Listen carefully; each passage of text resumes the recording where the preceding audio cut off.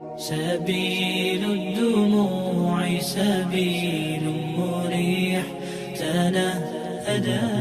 Assalamualaikum warahmatullahi wabarakatuh. Assalamualaikum warahmatullahi wabarakatuh. Alhamdulillah hamdan katsiran thayyiban mubarakan fih. Terima kasih kesempatan yang diberikan kepada saya. Yang saya ingin tanyakan di sini terkait masalah hubungan dengan riba perbankan, apalagi kita lihat sekarang sudah kronis di masyarakat. Itu sudah kronis, ya, makanya timbul satu pertanyaan dari saya. Saya rasa umat muslim di Indonesia ini sangat banyak yang cendekiawan. Apakah tidak ada solusi yang ditawarkan untuk keluar dari tekanan tersebut atau dari riba? Nah, kemudian masyarakat khususnya umat Islam jangan terperangkap di riba. Terima kasih. Fastabiqul khairat. Assalamualaikum warahmatullahi wabarakatuh. Baik, terkait dengan persoalan riba. Jadi saya juga pernah dulu masih mahasiswa, semangat ini, namanya juga mahasiswa, gitu ya. Kalau gaya-gayanya mahasiswa itu pokoknya main tabrak-tabrak. Jadi pernah dulu di Pasar Baruga itu, gitu ya. Saya pikir di sini tidak asing Pasar Baruga lah. Di haltenya itu Pasar Baruga dulu halte, sekarang jadi penjual nasi kuning. Jadi di situ dulu saya pernah adakan pengajian. Baru tidak salah-salah temanya membahas masalah riba. Baru saya undang pakai undangan ini orang pasar. Oh, itu kan baru pertama kali ada pengajian seperti dalam pasar. Gitu. Habis itu datang, kemudian saya undang ustadz saya. Baru tidak salah-salah juga saya datangkan itu hari Dr. Hasan Basri. Soalnya materinya. Duduk di halte situ, diingkar semuanya. Baru bahas masalah perkara riba. Semuanya para pedagang diam, dan setelah sesi tanya jawab, langsung salah seorang pedagang bertanya, Ustadz, sebenarnya 99,99% semuanya di sini kami ambil riba, Ustadz. Gitu. Mungkin ada hanya 0,00 sekian saja. Itu pun saya tidak tahu. Apalagi di sini katanya koperasi itu berkeliaran di mana-mana, bahkan ganas sekali koperasinya. Menjadi pertanyaan, sama tadi pertanyaannya, Ustadz, kalau riba itu haram, terus bagaimana kita, di mana kita mengambil modal?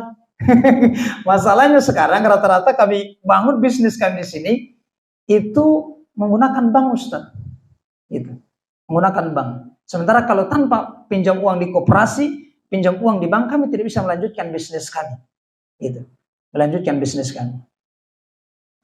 Kira-kira bagaimana jawaban kita ditanya sama orang satu pasar seperti itu, dikelilingi dan semuanya adalah pelaku. Gitu. Nah, maka disinilah di dalam kitab Nizamul Islam itu Al-Imam Syekh Taqiyuddin An-Nabhani rahimahullah menjelaskan bahwa seseorang itu, bangkitnya seseorang itu tergantung dari pemahamannya. Gitu.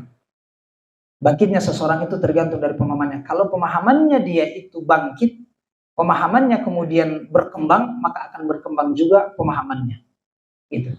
Berkembang juga pemahamannya. Maka tentunya sebagaimana yang saya sampaikan tadi di awal, bahwa kita sebagai seorang mukmin yang sangat meyakini bahwa kehidupan kita yang kita jalani ini haruslah terikat terhadap hukum syara, gitu ya. Harus terikat terhadap syariat Allah Subhanahu wa taala. Kenapa? Karena segala apa yang kita lakukan kelak nanti itu kita akan pertanggungjawabkan di hadapan Allah Subhanahu wa taala.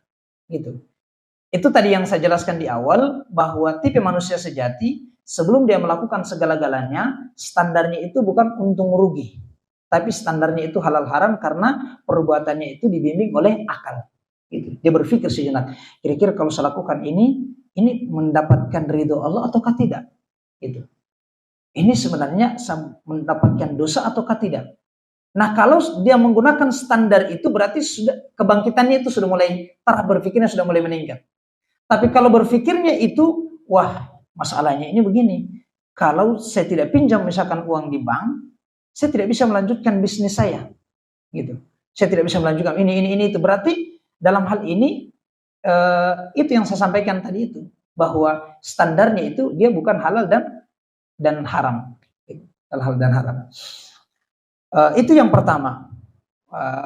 Yang kedua, saudara-saudara sekalian yang Allah Subhanahu wa taala, tadi testimoni di awal pemateri suplemen dia sudah sampaikan terkait dengan persoalan rezeki. Rezeki itu kan Allah yang memberikan. Kita itu hanya berusaha. Dan pintu-pintu rezeki itu banyak sekali. Gitu. Jadi pintu rezeki itu, jangan kita berpikir bahwa rezeki itu kita bisa dapatkan hanya dengan bekerja keras. Kalau bekerja keras, rezeki itu kita dapatkan, maka harusnya buru-buru bangunan itu harusnya mereka lebih kaya daripada mereka yang hanya duduk-duduk saja santai-santai. Itu.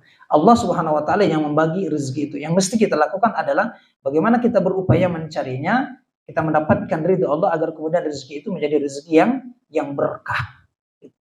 Karena kita ini membangun bisnis dan mendapatkan uang, sebenarnya yang paling terpenting itu bukan banyaknya, tapi berkahnya.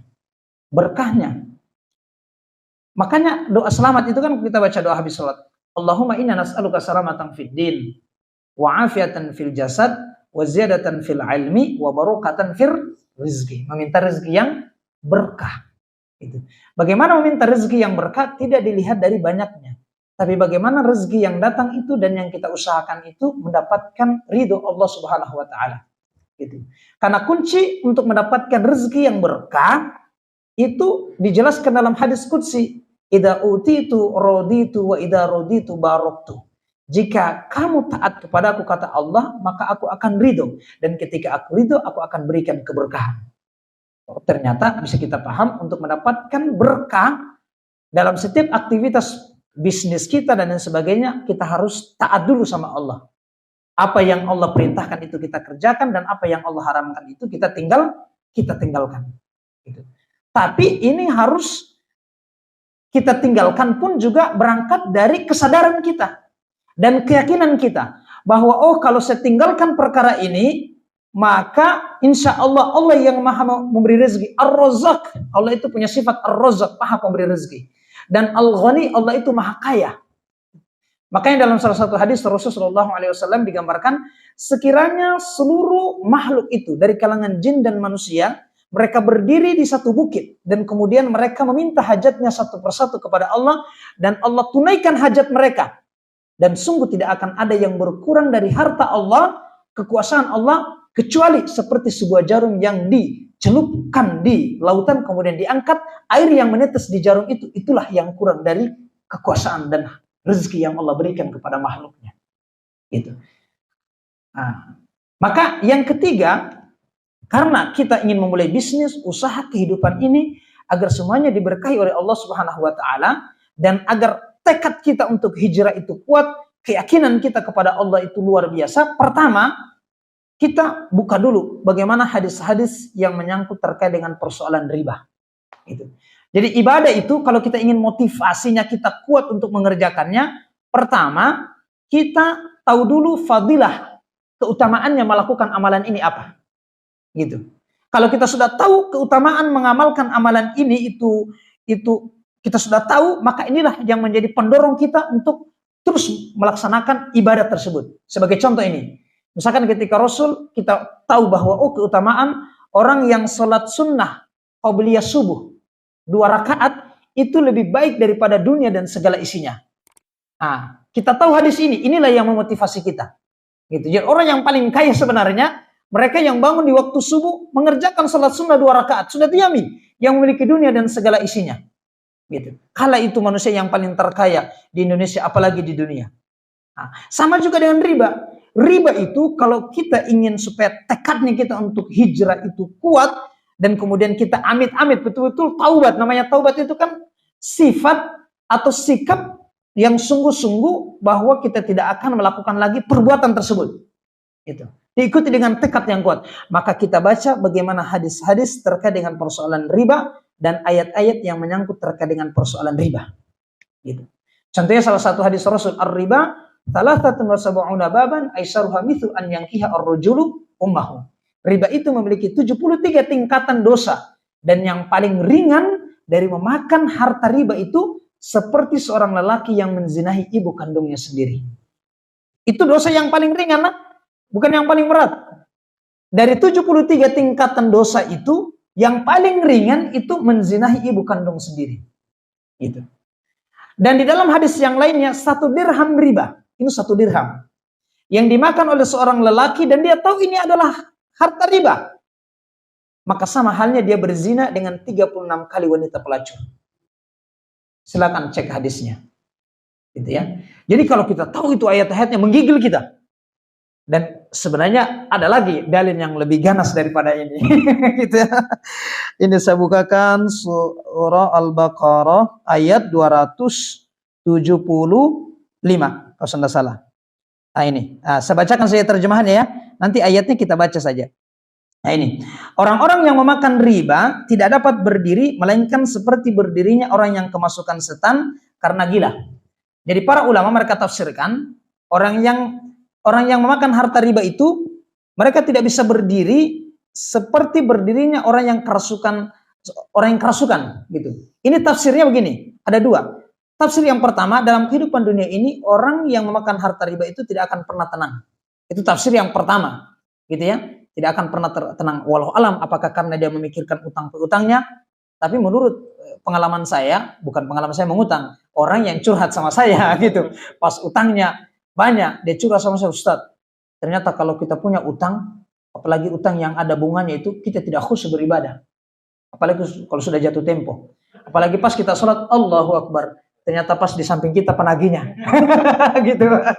Makanya ada itu di Facebook, di media sosial, pas dia ketuk-ketuk pintu rumahnya di tengah malam, pas dia buka, ternyata pocong. Yang punya rumahnya dia bilang, oh pocong, saya kira penagih. Maksudnya dia lebih mengerikan, dia takutkan lagi penagih daripada pocong. Lebih baik setan saja yang datang. Tapi kalau penagih, kalau alam ini anggap saja cerita bohong ini. Gitu. Yang tafsir yang kedua, orang-orang yang memakan harta riba itu tidak bisa berdiri seperti berdirinya orang yang kerasukan setan, yakni ketika datang yaumul ba'ats, yakni hari kebangkitan, mereka itu dari alam kuburnya, itu kan nanti pada saat datangnya hari kiamat itu kan kuburan itu terbongkar semuanya, kemudian manusia dibangkitkan kembali, dan setelah itu semua manusia itu menuju kepada mahsyar.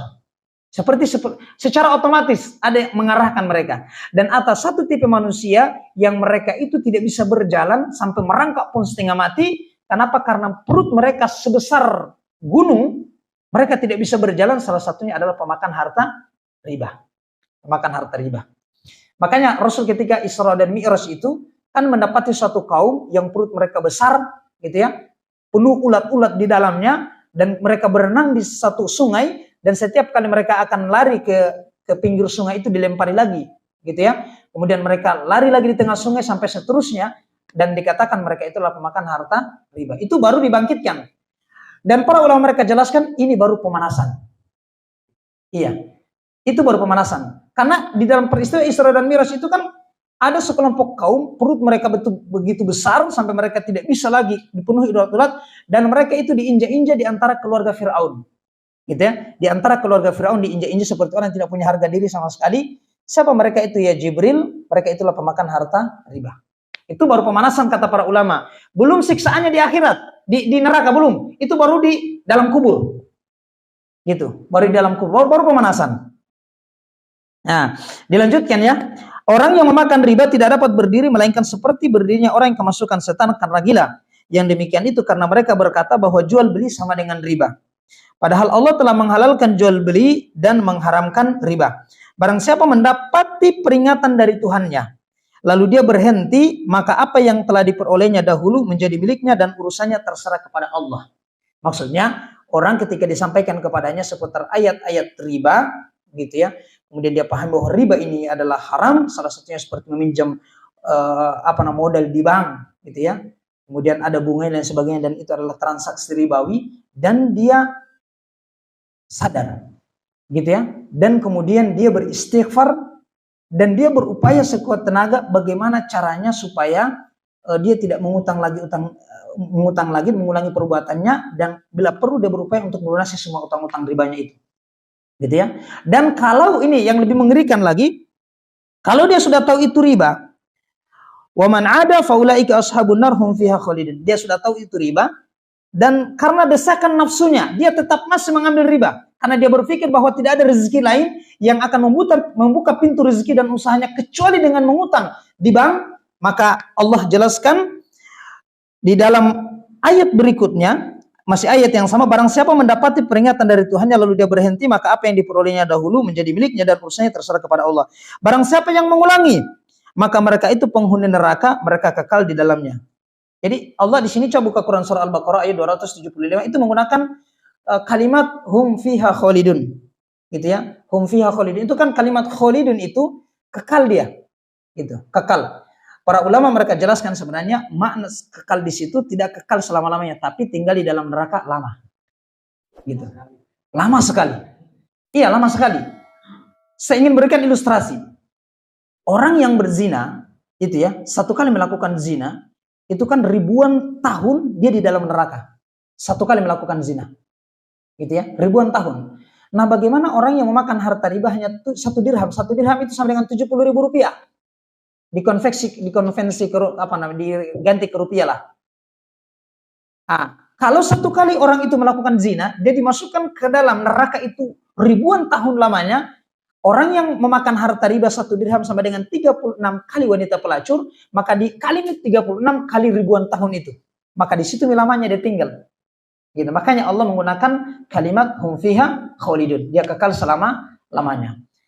Begitu. Supaya ini menjadi motivasi untuk kita. Dan saya ulangi sekali lagi, bahwa inilah cara berpikir mayoritas kaum muslimin hari ini, wabil khusus kepada saudara-saudara kita, itu tidak jauh-jauh misalkan seperti yang fakta yang saya sampaikan di awal tadi. Mereka berpikir bahwa pintu rezeki mereka itu terbuka hanya melalui situ. Gitu. Hanya melalui situ. Kalau mereka tidak pinjam uang di bank, maka usaha mereka akan mati dan mereka akan tidak punya lagi uang, dan kalau sudah mati, kalau sudah apalagi perut lapar berarti bisa mati. Gitu. Intinya tidak bisa lagi melakukan apa-apa. Padahal Allah itu Ar-Razzaq, gitu ya. Allah itu tidak akan pernah membiarkan umat hambanya. Ingat, Allah itu tidak akan pernah membiarkan seorang hamba yang ketika dia meninggalkan suatu perkara hanya karena dia ingin menyelamatkan akidahnya, hanya karena dia ingin mengharapkan ridho Allah Subhanahu wa taala. Allah itu Maha Ar-Rahman Ar-Rahim. Maha penyayang lagi Maha pengasih. Ini kejadian nyata ini. Ini cerita nyata ini. Bukan saya karang-karang. Ada teman saya. Ini teman saya ini.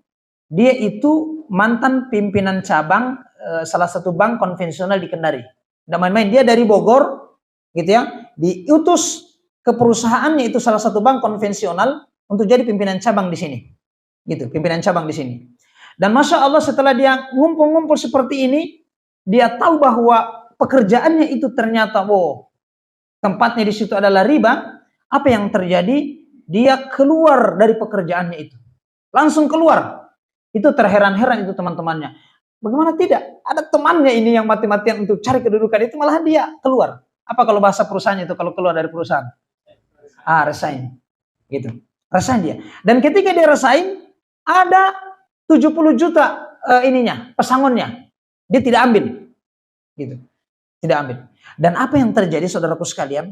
Dia tinggalkan pekerjaannya itu, hari pertama masih normal. Hari kedua perut mulai keroncongan. Hari ketiga ada mesin cuci di rumah mulai dia jual. Karena sudah tidak ada beras di rumah.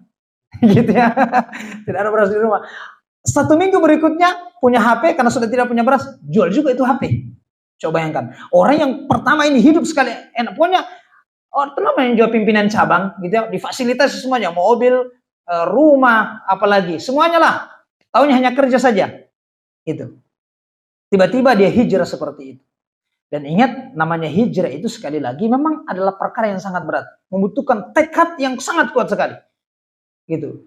Hanya orang-orang tertentu yang betul-betul bersungguh-sungguh untuk mendapatkan ridho Allah, maka dia akan berupaya untuk meninggalkannya apapun yang terjadi, apapun risikonya.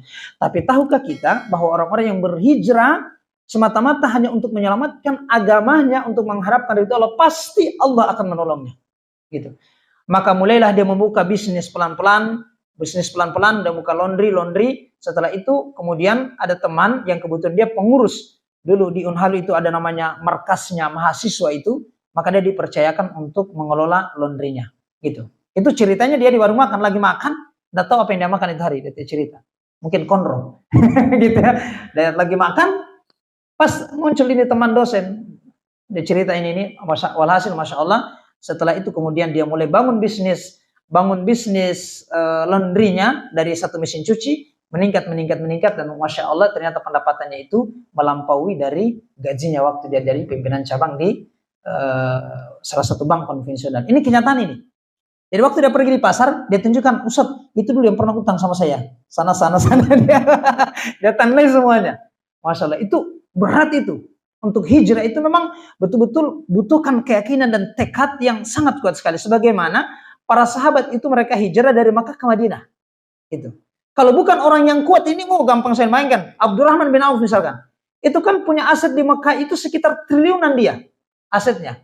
Tapi ketika Rasul perintahkan dia untuk hijrah, untuk menyelamatkan akidahnya, untuk mendapatkan ridha Allah, dia tinggalkan semuanya itu. Hanya pakaian yang dia tinggalkan. Dari Mekah ke Madinah. Tidak ada yang dia bawa. Gitu. Pas tiba di situ, dia hanya minta ditunjukkan di mana pasar.